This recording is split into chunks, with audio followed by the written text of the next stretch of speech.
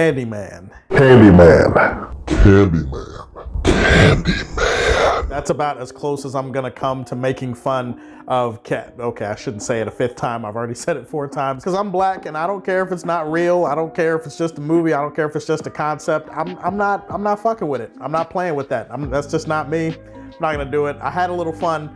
But yeah, it's Man of Candy for the rest of this video. Man of Candy is directed by Nia DeCosta, not Jordan Peele, and I want that to be made clear in this video. A lot of people are in the reviews are talking about Jordan Peele and, oh, Jordan Peele did such a great job with this thing. No. Jordan Peele produced this thing and he co-wrote the script, but Nia DeCosta is the director. Nia DeCosta. We're not going to dismiss a woman, especially a black woman's work, on a film like this. Nia DeCosta directed this thing, and don't you motherfucking forget it. Anyways, Nia DeCosta directed Man of Candy, and it stars Yahya Abdul-Mateen II. It stars Teyana P. Harris, or Teyana Harris, I can't remember exactly how her last name goes. Yahya Abdul-Mateen, he plays a black painter and artist living in, I want to say Chicago, but it's probably some other city that I'm not remembering right now. He lives in this city with his girlfriend, played by Teyana Harris, who is an art curator. He's looking for some inspiration for a new piece. Decides to look into the history of the city.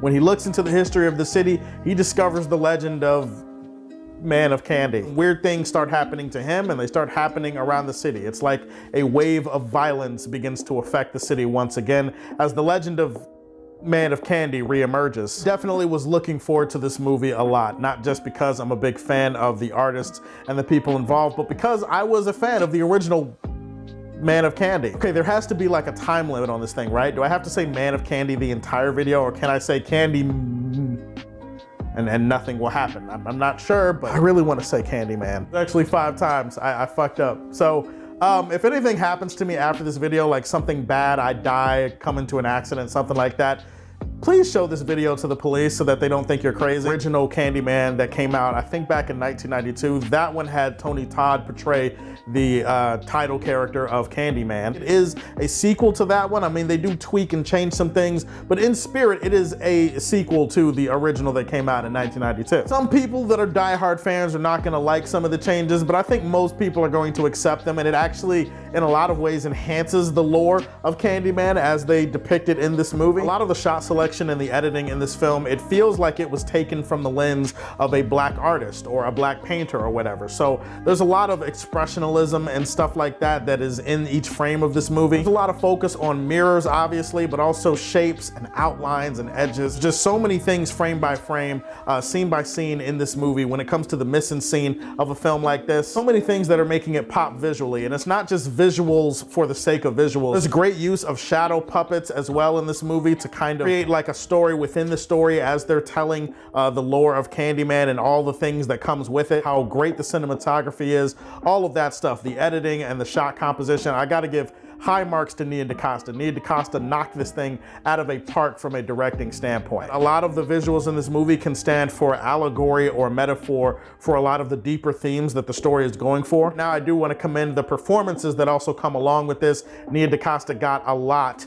out of the performances in this movie, especially considering the movie's actually not that long. It's like an hour and a half, I think. Yeah, he's a great rising up and coming actor. He was terrific in this film. Teyana Harris, normally I'd do some thirsting shit, but I really want to give credit to her. Like, objectively speaking, her acting in this movie is terrific. Or I guess subjective. Maybe you might look at her performance and not like it as much as me, but I think she was great in the film. The way this film depicts generational violence and cyclical violence that kind of is handed down from generation to generation. The way that this film depicts gentrification and black art seen through the lens of other people who wouldn't understand it as much or who understand it in their own warped viewpoint. I think this film had a lot to say about all of that, and this film does convey that through the visuals of its storytelling. Some really gruesome kills and some exciting moments, some tension-filled scenes. Obviously, you know some people are gonna say Candyman over and over again in the movie, like this dumbass did at the beginning of this video. There's a lot of blood and gore. If that's not really your thing, you might not enjoy this movie. I was so close to saying that this was like one of my favorite movies of the year, and it kind of technically is if we take it in like a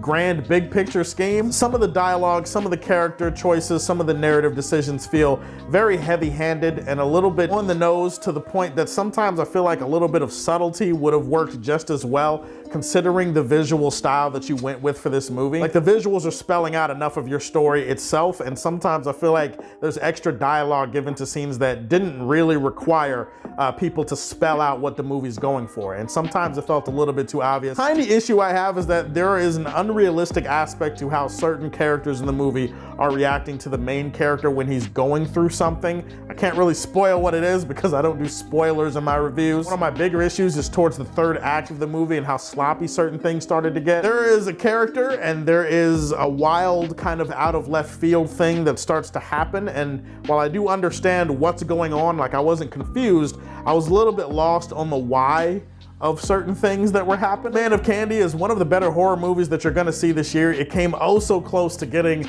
my highest rating. I'm gonna be a little bit conservative today, you know, just for the fuck of it. Candyman was a visually stunning and well-directed debut from Nia DeCosta. I'm gonna leave this one in the Silver Age for Man of Steel. Are you going to see that movie this weekend? What are you most looking forward to from it? And did you like the original? And what are you hoping to see from this new one? Put that in the comment section down below. Please like and subscribe to the Superfan Show, and if you like what you see, tell me how you feel, and stay tuned to hear more from the Man of Steel. Peace.